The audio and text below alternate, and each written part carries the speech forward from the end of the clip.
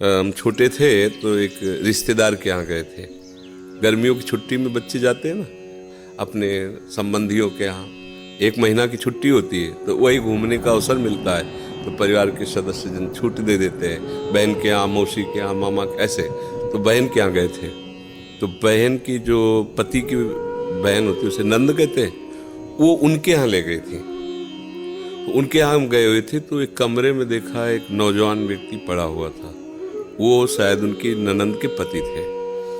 तो उनको पता नहीं क्या लगा, भगवान की प्रेरणा, हम तो बच्चे थे, तो हमें बुलाया, ऐसे नज़दीक गए तो रोने लगे। उनका बच्चा अब हमारी कोई बात नहीं सुनता तो हमें मन में है आपसे बता दें, तो शायद हमें भगवान उदाहरण देना चाहते होंगे इसलिए सुनवाया होगा, नहीं तो बच्चा थे, उनका कोई सपोर्ट तो कर ही नहीं सकते थे। उनका बच्चा है, जो बिल्डिंग देख रहे हो ना, ये मेरी बनवाई हुई, वो मेरी पत्नी है, और वो टाकीज के सामने मेरी चाय, समोसा, पान इसकी दुकान थी, मैं सुबह से शाम तक मेहनत करता, तो यही पत्नी हमारे मोजे जूते उतार करके हमें प्यार करती थी। हमारे शरीर में लकवा मार गया, अब हमें उठ नहीं सकते। बोले 2 रोटी से ज़्यादा भोजन नहीं देती, और कहती ज़्यादा देंगे तो बार बार शौच करोगे, हमें फेंकना पड़ेगा। बोले हमको मारती भी है, हमसे बात नहीं करती, चिल्लाते रहते हैं, हमारे सामने वो दूसरे पुरुष को बुलाती, बात करती ऐसा। बोले किससे कहूँ, अगर कहूँ तो ये मारेगी आकर के, कहना नहीं। तो हम बच्चे थे पर वो बात हमारे दिमाग में, हम बार बार सोचा इस विषय कि मेरे से क्यों कहा। शायद मुझे शिक्षा भगवान दिलाना चाहते थे, एक उदाहरण हमारे दिमाग में, देखो ये वो बता रहा है कि जब मैं कमा के आता था तो मेरे जूते मुझे उतारती थी, मुझे प्रेम करती थी।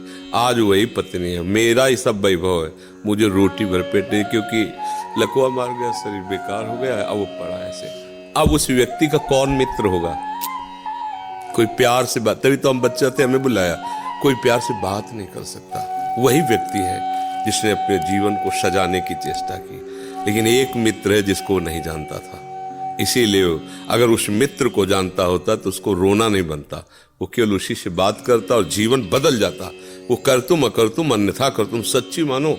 हमें डॉक्टर ने कहा था आज के कम से कम 17 वर्ष पहले, दिल्ली के थे, सब जांच की, उनका बाबा तुम संत हो इसलिए तुमसे कोई छुपाव नहीं है, तुम्हारा कोई घर का नहीं कि जिससे मैं बता सकूं, तुम्ही से डायरेक्ट कह रहा हूं। 2-2.5 वर्ष, आखिरी 5 वर्ष, ये किडनी खत्म और आप मर जाओगे। तो इसलिए बता रहे हैं कि आप भजन कर लो बस 2-2.5 वर्ष। और हमने भी ठान लिया था कि हाँ ठीक है ऐसा ही।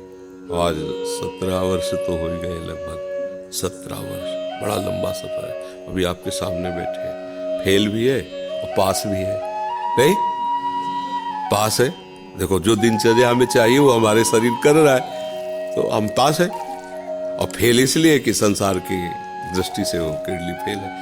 अगर भगवान का भरोसा ना होता तो सोचो आज हम कितने परेशान होते, शरीर को लेकर, पैसे को लेकर, कितना खर्चा, कैसी दवाइयाँ, कहाँ से डॉक्टर कहाँ लाते, क्या कुछ नहीं करना होता।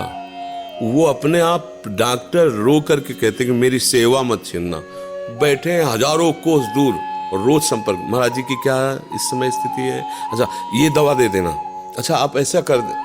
तो हम देखते किसका दुलार है, जिनको 1000 रुपया दे के समय लिया जाता है वो फिर बात करते हैं, वो भी अपने ढंग से।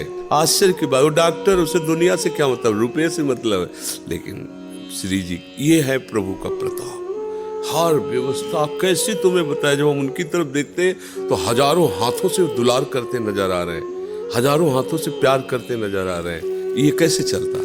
अब हमें कुछ किसी से मांगना नहीं, किसी से कुछ कहला नहीं, अपने आप सब व्यवस्था होती। ये हमारी नहीं, भगवद आश्रय होने की बात है।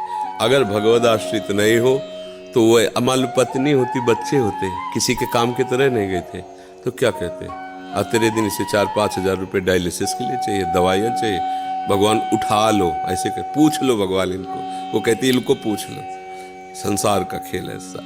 तो ये हम कोई तुम्हें कहानी नहीं बता रहे, सच्ची बात कह रहे। अभी अंधकार है और भगवान का आश्रय ले लो, आनंदित रहोगे। आज आपको नहीं समझ में आएगा, किसान खेती बोता है तो तुरंत फसल नहीं काटने को मिलती, थोड़ा समय लगता है। ऐसे आप अपने जीवन को भगवान में समर्पित कर दो, नाम जप करो, रहो उसी संसार में, वैसे ही रहो। मैं नहीं कहते बाबा जी बनो, गंदे आचरण मत करो, गंदा नशा मत करो, गंदा व्यवहार मत करो, भगवान इसी से प्रसन्न हो जाएंगे। आप ज्यादा जप तप भले मत करो, पर गंदे आचरण मत करो, और भगवान का सहारा वो सब कुछ संभाल लेते, बहुत समर्थ है।